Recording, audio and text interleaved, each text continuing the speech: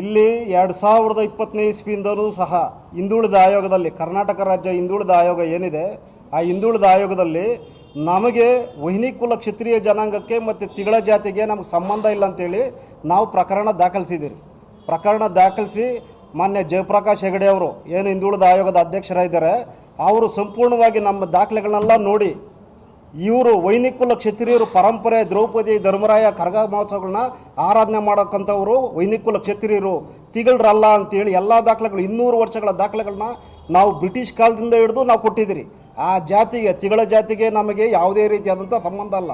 ಈ PR ರಮೇಶ್ ಇರ್ಬೋದು, ಸುಬ್ಬಣ್ಣ ಇರ್ಬೋದು, ನೆಲ ನರೇಂದ್ರ ಬಾಬು ಏನು ಮಹಾಲಕ್ಷ್ಮಿ ಲೇಔಟ್ MLA ಇದ್ದಾರೆ, ಮಾಜಿ MLA ಇದ್ದಾರೆ, ಇವರೆಲ್ಲ ಸಹ ತಿಗಳ ಜನಾಂಗದ ಪರವಾಗಿ ಇರತಕ್ಕಂಥವ್ರು. ಮತ್ತು ನೆಲ ನರೇಂದ್ರ ಬಾಬು ಯಾರು ನಮ್ಮ ಸುಬ್ಬಣ್ಣ ಅವರು ಬಂದ್ಬಿಟ್ಟಿದೆ ತಿಗಳ ಜನಾಂಗದವರು. ಇವ್ರ ಉದ್ದೇಶ ಇಷ್ಟೇ, ಈ ವಹಿನಿ ಕುಲ ಕ್ಷತ್ರಿಯ ಜನಾಂಗನ ಈ ಕರ್ನಾಟಕದಲ್ಲಿ ಸುಮಾರು 40 ಲಕ್ಷ ಜನ ಇದ್ದೀರಿ, ಇದನ್ನು ಒಡೆದು ಆಳತಕ್ಕಂಥ ನೀತಿನ ಮಾಡ್ಕೊಂಬಂದಿದ್ದಾರೆ. 100 ವರ್ಷದಿಂದ ನಮ್ಮನ್ನೇ ತಿಗಳರು ಅಂತ ಹೇಳ್ತಾರೆ, ನಮಗೆ ತಿಗಳರು ಪಟ್ಟ ಕಟ್ತಾರೆ. ಆದರೆ ದಾಖಲೆಗಳಲ್ಲಿ ಪ್ರತಿಯೊಂದು ದಾಖಲೆಗಳು ಸಹ ಹಿಂದುಳಿದ ಆಯೋಗದಲ್ಲಿ ತಿಗಳರದೇ ಸಪ್ರೇಟವಾಗಿ ಪ್ರತ್ಯೇಕವಾಗಿ ಅವ್ರ ಕಲಾಚಾರ ಸಂಸ್ಕೃತಿ ಆಚರಣೆಗಳೆಲ್ಲ ಬಂದು ಕರಗ ಮಾಡೋ ಇತಿಹಾಸನೇ ಇಲ್ಲ ಅವ್ರಿಗೆ.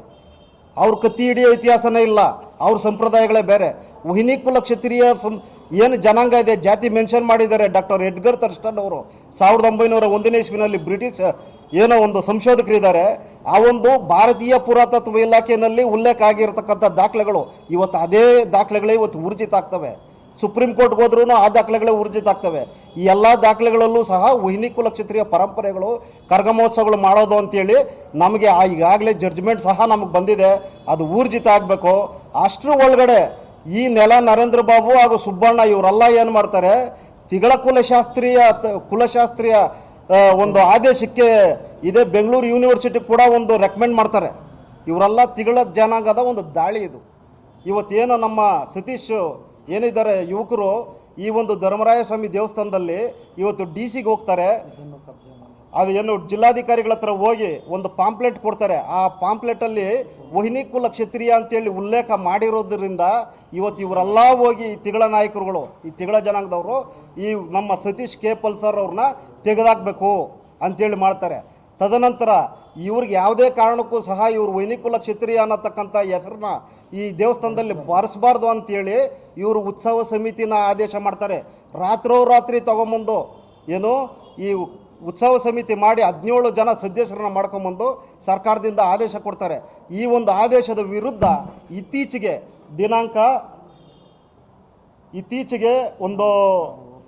ಒಂದು ಕೋರ್ಟ್ಗೆ ಹೋಗಿ ಒಂದು ವಾರದಿಂದ ಈಚೆಗೆ ಇಡೀ ಈ ಉತ್ಸವ ಸಮಿತಿನ ಬಹಿಷ್ಕರಿಸಿರ್ತಾರೆ. ಜಡ್ಜು ನಮ್ಮ ಕಮಿಷನರ್ಗೂ ಸಹ ಚೀಮಾರಿ ಹಾಕ್ತಾರೆ.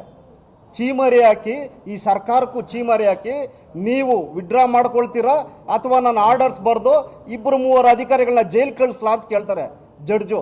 ಆಗ ಇವರು ರಾತ್ರೋರಾತ್ರಿ 11 ಗಂಟೆಗೆ ಈ ಉತ್ಸವ ಸಮಿತಿನ ಈ ಆದೇಶನ ಹಿಂಪಡೆಯಲಾಗಿದೆ ಅಂತೇಳಿ ಕಮಿಷನರ್ ಏನು ಆ ಒಂದು ಆದೇಶನ ಹಿಂಪಡ್ಕೊಳ್ತಾರೆ.